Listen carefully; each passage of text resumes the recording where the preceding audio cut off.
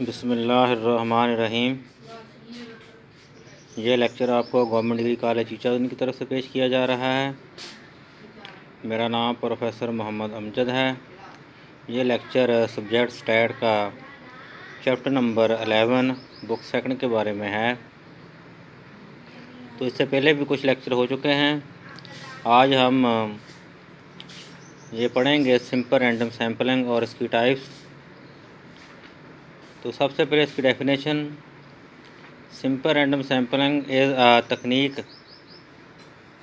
of selecting a sample from the population in such a way that every unit in the population has an equal chance or probability of its being selected in the sample. Also, every possible sample have equal chances of being selected. यानी कि population के जितने भी unit हैं, जितने भी उसके मेम्बरान हैं, सब के आने के चांसेस बराबर हों। फॉर एग्ज़ाम्पल, जब आप डाई को रोल करते हैं तो डाई के 6 फेसेस होते हैं, 1 2 3 4 5 6। तो हर फेस के आने के चांसेस 1/6 होते हैं, सब के आने की प्रॉबिलिटी 1/6 होती है। तो सिंपल रैंडम सैम्पलिंग ऐसी सैम्पलिंग है जिसमें हर एक यूनिट के आने के चांसेस इक्वल हों, बराबर हों। तो इसको दो तरह से देखेंगे हम। इसकी एक तो है सैम्पलिंग विद रिप्लेसमेंट, दूसरा है सैम्पलिंग ये विदाउट रिप्लेसमेंट, ये सैम्पलिंग विद रिप्लेसमेंट। तो सैम्पलिंग विद रिप्लेसमेंट में हम जो है आप जानते हैं, पहले भी पढ़ चुके हैं कि जो चीज़ सेलेक्ट की जाती है उसको दोबारा वापस रख दिया जाता है।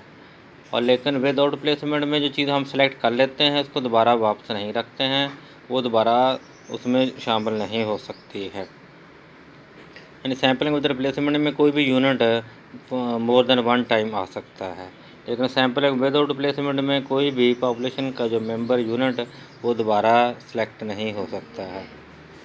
और इससे रिलेटेड जो है कुछ टर्म्स हैं वो हम देखते हैं।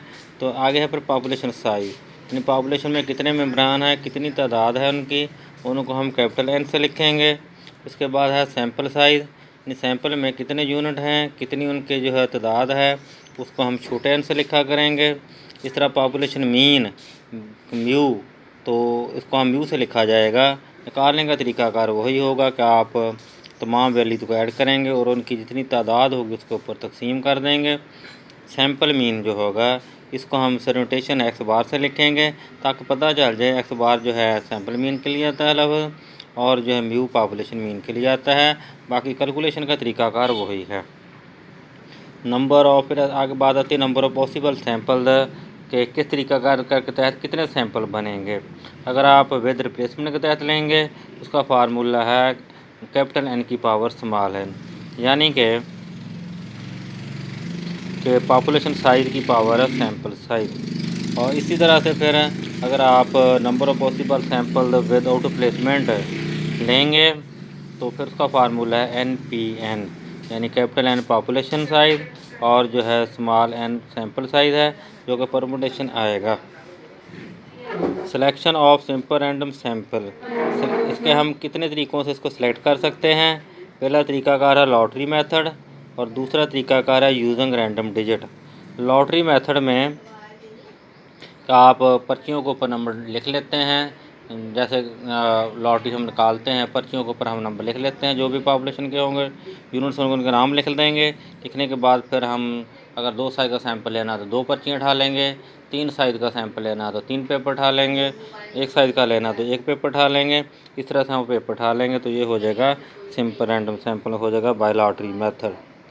इसके बाद है यूजिंग रैंडम डिजिट। तो ये एक रैंडम नंबर का टेबल दिया गया होता है, आप उसको कहीं से भी पढ़ सकते हैं, वो ऐट द रैंडम टेबल बना हुआ होता है। उस टेबल को आप कहीं से भी पढ़ लें, इधर से पढ़, ऊपर से नीचे लेफ़्ट कॉर्नर से पढ़ लें या राइट कॉर्नर से इधर को पढ़ लें, नीचे से ऊपर को पढ़ लें, कहीं सेंटर से शुरू कर लें। लेकिन जब आप एक जगह से शुरू कर लेंगे फिर दरम्यान में कोई लफ्ज़ छोड़ना नहीं है। और अगर कोई और इस तरह से हम इसको लेंगे और इस तरह से आप रैंडम डिजिट को यूज़ करते हुए आप इसको कैलकुलेट करेंगे और सैंपल ड्रा कर लेंगे। फिर आगे हम उसकी फर्दर कैलकुलेशन करेंगे और इसके बाद अगला लेक्चर इंशाल्लाह इसके बाद होगा। इसके साथ ही अल्लाह हाफ़िज़।